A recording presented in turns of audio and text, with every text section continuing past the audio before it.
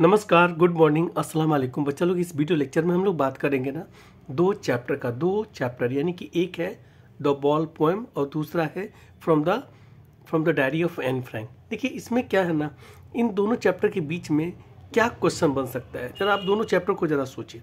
पहला चैप्टर में क्या है ना कि यानी कि बॉल पोएम में क्या है कि एक बच्चा है जो कि बॉल के साथ खेलता है और खेलते खेलते ना एक समय आता है ना कि उसके हाथ से बॉल छूटता है और छूटने के बाद ना किसी साइड के वाटर बॉडी में ये चला जाता है और जाने के बाद ना बच्चा परेशान हो जाता है, बच्चा को बॉल मिलता नहीं है। फिर वो बिलख के रोने लगता है।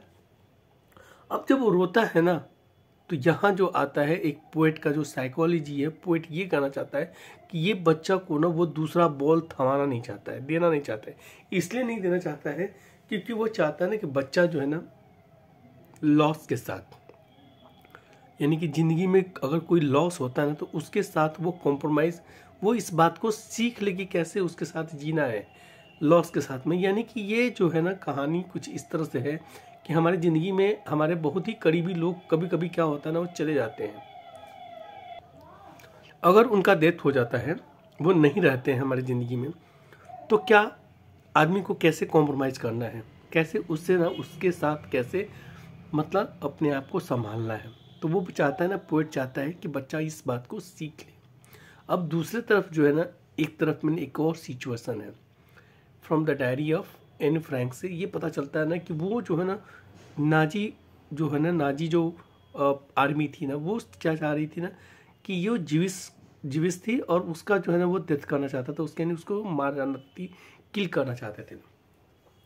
लेकिन ये क्या की ना कि इतने सारे इसके आसपास ना डेथ जो है ना वो, या फिर वो जो she was living the shadow of fear, but वो कभी किसी को ये चीज़ का अंदेशा होने नहीं दी, ठीक है ना। And that is a source of inspiration. तो कॉमन चीज़ क्या निकल रहा है कि एवरीबॉडी मतलब एक साइड में वो दूसरों के लिए इंस्पिरेशन बन रही है और ये भी जो है ना, ये भी एक तरह से लोगों को इंस्पायर कर रहा है, ठीक है। पोएट भी इंस्पायर कर रहा है, पोएट ये इंस्पायर कर रहा है कि बच्चा लॉस से कॉम्प्रोमाइज़ करना सीख ले और वो जो होने वाले लॉस को ना, जो लग रहा है कि इस तरह का लॉस हो जाएगा, उस लॉस में अपने आप को कैसे संयमित रखना है, ये इस चैप्टर से हमें पता चलता है, ठीक है। तो देखिए इस तरह से क्वेश्चन होगा, क्वेश्चन कि you may have the chosen to address school assembly. School assembly में लिखने के लिए कुछ बोला गया है, बताया गया कि आपको एक स्पीच तैयार करना है। उसमें ये बताना है कि to speak about the epistemology of the loss and resilience of the human spirit during the times of crisis. Crisis के समय में किस तरह से हमें जो है ना व्यवहार रखना है, किस तरह से रिजिलियंस शो करना है, पेशेंस शो करना है, किस तरह से लॉस के साथ में कॉम्प्रोमाइज़ करना है, ये चीज़ को ना इस पर एक ड्राफ्ट करने के लिए कहा गया है कि आप एक ड्राफ्ट कीजिए। और वो ड्राफ्ट में क्या होना चाहिए, commonalities of in the theme, commonality of the theme, मतलब क्या क्या चीज़ जो है ना कॉमन है इस चीज़ के बारे में। अब इस क्वेश्चन को देखने से थोड़ा सा और बड़ा हमें दिखेगा, क्वेश्चन तो काफ़ी बड़ा नजर आ रहा है। अब देखिए क्या है, you may begin this way, मतलब हमें ये बताया जा रहा है क्या कि हम कैसे किसी असेंबली में जब खड़े होंगे तो ऑब्वियस बात है हम गुड मॉर्निंग बोलेंगे एवरीवन। तो ये बोल रहे हैं कि आप good morning everyone, today I would like to discuss with the two pieces of the literature that offers a powerful insight into how to deal with the loss and the resilience of the human spirit during the times of crisis। तो यहाँ से ना ये सब चीज़ को ना हमें क्या करना है, उसको अपने किस चीज़ में इंक्लूड करना, तो अपने स्पीच में शुरुआत में इस तरह से बिगिन करने के लिए कह रहा है, यानी कि शुरुआत करने के लिए कह रहा है, ठीक है। And you may end this way to conclude I would like to share that thank you. इस तरह से हमें जो है ना लिखा जा रहा है, कहा जा रहा है क्वेश्चन करने के लिए।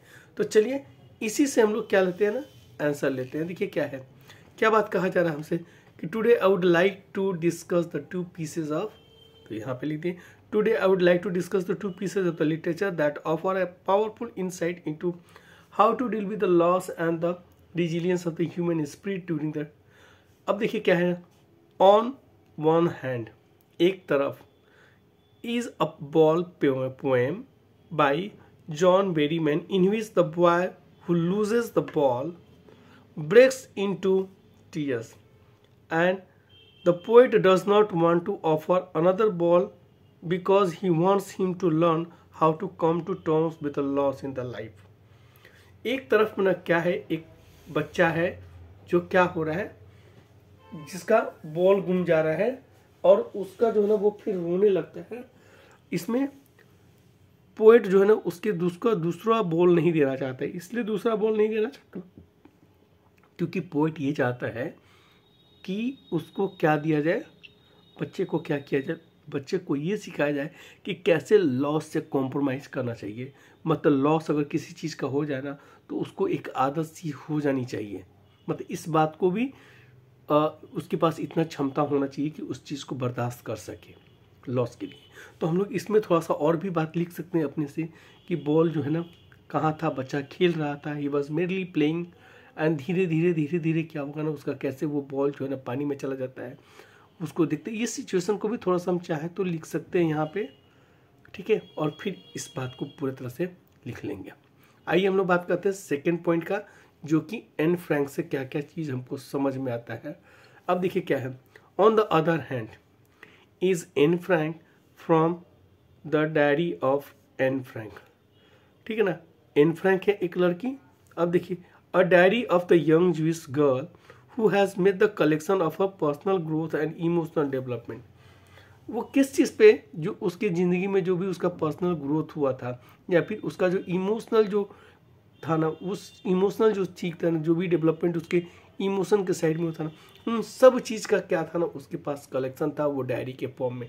यानी वो अपने बात की, अपने दिल की सारी बातें जो है ना वही लिखा करती थी डायरी पे रख के, ठीक है। अब देखो, सी वॉज लिविंग अ लाइफ, वो एक कुछ इस तरह का लाइफ लीड कर रही थी, जी रही थी, where she had fear of being killed by the Nazi army. वो कुछ इस तरह का ज़िंदगी जी रही थी कि जहाँ जो है ना उसके ज़िंदगी पे ना खतरा था नाजी आर्मी की तरफ से। But she did not let fear rule over her mind, लेकिन कभी भी वो फेयर को ना अपने दिमाग पे नहीं चढ़ने दी, ठीक है ना, अपने दिमाग पे नहीं। See clung to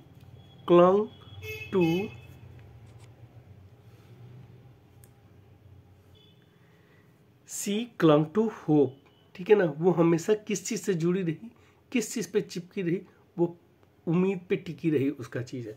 and met head on with the fear and thereby defeated it, मतलब अपने डर को हरा दी थी वो, अपने मौत को नहीं हरा पाई थी नाजी के हाथों में, लेकिन किस चीज़ को हरा दी थी, वो अपने डर को हरा दी थी। नाजी पार्टी उसको कहाँ लेके गया था, उसको कंसंट्रेशन सेंटर पे लेके चले गए थे लोग, ठीक है। लेकिन ये क्या हुआ था ना कि वो उस डेथ को तो नहीं डिफीट कर पाई, लेकिन किस चीज़ को डिफीट कर दी, वो उस फेयर को, उस डर को ना डिफीट कर दी।